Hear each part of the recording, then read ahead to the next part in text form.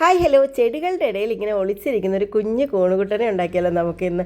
അപ്പം ഞാനിന്ന് അത് ഉണ്ടാക്കാനുള്ള പരിപാടിയിലാണ് കേട്ടോ. കുറേ ദിവസമായിട്ട് ഫേസ്ബുക്കും യൂട്യൂബും എവിടെ സ്ക്രോൾ ചെയ്ത് പോയാലും ഈ ഒരു വീഡിയോ തന്നെയാണ് കാണുന്നത്. എന്നാൽ പിന്നെ ഞാനിന്ന് ഉണ്ടാക്കി നോക്കാമെന്ന് വിചാരിച്ചു. അപ്പോൾ ആദ്യത്തെ പരീക്ഷണം ആയതുകൊണ്ട് തന്നെ പഴയ കുറച്ച് സിമൻറ്റ് വീട്ടിൽ കട്ട പിടിച്ചിട്ട് ഇരിപ്പുണ്ടായിരുന്നു കേട്ടോ. അപ്പോൾ അതെടുത്തൊന്ന് തല്ലി പൊട്ടിച്ച് ഇടിച്ച് പൊട്ടിച്ചെന്ന് വെച്ചാൽ ഒരുപാടങ്ങ് പശ പോയതൊന്നുമല്ല, ഏകദേശം ഒരു മാസമൊക്കെ ആയിട്ടുണ്ടാവുള്ളൂ കേട്ടോ. അപ്പോൾ പിന്നെ ഞാനത് കൈകൊണ്ട് തന്നെ ഒന്ന് കുഴയ്ക്കാമെന്ന് വിചാരിച്ചത്. ഇങ്ങനെ പുട്ടിൻ്റെ മാവ് കുഴയ്ക്കുന്ന പോലെ ഞാനിതങ്ങ് കുഴച്ച് സെറ്റാക്കുമായിരുന്നു കേട്ടോ.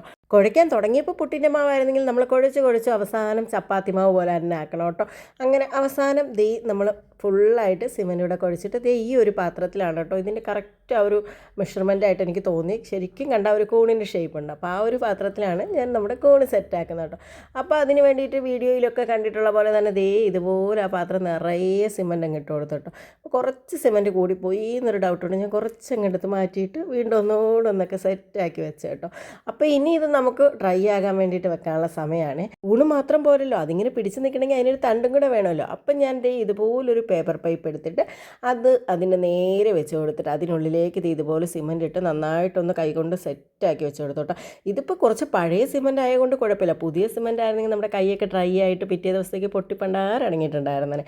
പിന്നെ ഒരു ദിവസം മുഴുവൻ ഇതുപോലെ വെള്ളത്തിലിട്ടൊന്ന് വെച്ചിട്ടുണ്ടായിരുന്നു കേട്ടോ. അതിനുശേഷം പിറ്റേ ദിവസം എടുത്തിട്ട് അതിന് മുകളിലേക്ക് കുറച്ച് തിളച്ച വെള്ളം ഒഴിച്ച് കൊടുത്തു കേട്ടോ. നമ്മൾ സിമൻറ്റ് എപ്പോൾ കുഴച്ച് ഏത് പാത്രത്തിൽ വെച്ചാലും അതിൻ്റെ മുകളിലേക്ക് കുറച്ച് തിളച്ച വെള്ളം ഒഴിച്ച് കഴിഞ്ഞാൽ അതൊന്ന് സിമ്പിളായിട്ടങ്ങ് വിട്ടുപോരും കേട്ടോ. അങ്ങനെ ചുറ്റും ഇതുപോലെ ഇങ്ങനെ തിളച്ച ചൂടുവെള്ളം അങ്ങ് ഒഴിച്ച് കഴിഞ്ഞപ്പോഴത്തേക്കും നമ്മുടെ ആ ഒരു സിമൻറ്റ് കൂണ് നമ്മുടെ പാത്രത്തിൽ നിന്ന് ഇങ്ങ് വിട്ടു പോകുന്നു കേട്ടോ. അപ്പം ഇങ്ങനെ കാണാൻ നല്ല ഭംഗിയുണ്ടായിരുന്നു. എനിക്ക് നന്നായിട്ട് ഇഷ്ടമായി കേട്ടോ. പിന്നെ ഞാനതെടുത്തൊന്ന് വാഷൊക്കെ ചെയ്തു. ആ ഒരു ടൈമിൽ അതിൻ്റെ സൈഡ് ശകലം പൊട്ടിപ്പോയിട്ടുണ്ടായിരുന്നു കേട്ടോ. എനിക്ക് തോന്നുന്നു കുറച്ച് പഴയ സിമൻറ്റ് ആയതുകൊണ്ടായിരിക്കാം എന്നാണ് എൻ്റെ ഒരു സംശയം. പിന്നെ എന്തായാലും നമ്മൾ റെഡ് മഷ്റൂമാണ് കേട്ടോ ഇവിടെ ഉണ്ടാക്കുന്നത്. അതുകൊണ്ട് തന്നെ ഞാൻ നല്ല റെഡ് കളർ പെയിൻറ്റ് അടിച്ചു കൊടുക്കുകയാണ്. കൊണ്ട് നമ്മുടെ കൂടെ ഇവിടെ പൂർത്തിയാവുന്നില്ല. ഇനി ഒരു ഒറിജിനാലിറ്റിക്ക് വേണ്ടിയിട്ട് നമുക്കിത് ഇതുപോലെ കുറച്ച് വെള്ള പുട്ടിലുകൾ തൊട്ട് കൊടുക്കാം കേട്ടോ. ഞാൻ എൻ്റെ ബഡ്സ് കൊണ്ടാണ് വെള്ള പെയിൻറ്റ് തന്നെയായിരുന്നു, പക്ഷേ ഒരു ബഡ്സ് കൊണ്ടാണ് കേട്ടോ അതൊന്ന് ഡോട്ട് ചെയ്ത് കൊടുത്തത്. അങ്ങനെ നമ്മുടെ മഷ്റൂമിൻ്റെ പണി ഇവിടെ ഏകദേശം കംപ്ലീറ്റായിട്ട് കഴിഞ്ഞിട്ടുണ്ട്. ഇനി അതിൻ്റെ തണ്ട് കൂടെ ഒന്ന് കളർ ചെയ്ത് കൊടുക്കുന്ന പരിപാടിയാണ്. അപ്പോൾ തണ്ട് ഞാൻ ചെറുതായിട്ടൊന്ന് വൈറ്റ് അടിച്ചു. ഇനി ഞാൻ കുറേ മഷ്റൂംസ് ഉണ്ടാക്കുന്നുണ്ട് കേട്ടോ. അപ്പോൾ വീഡിയോ കാണാൻ മറക്കല്ലേ. അപ്പോൾ ഇന്നത്തെ വീഡിയോ ഇത്രയുള്ള ടാറ്റ ബൈ ബൈ.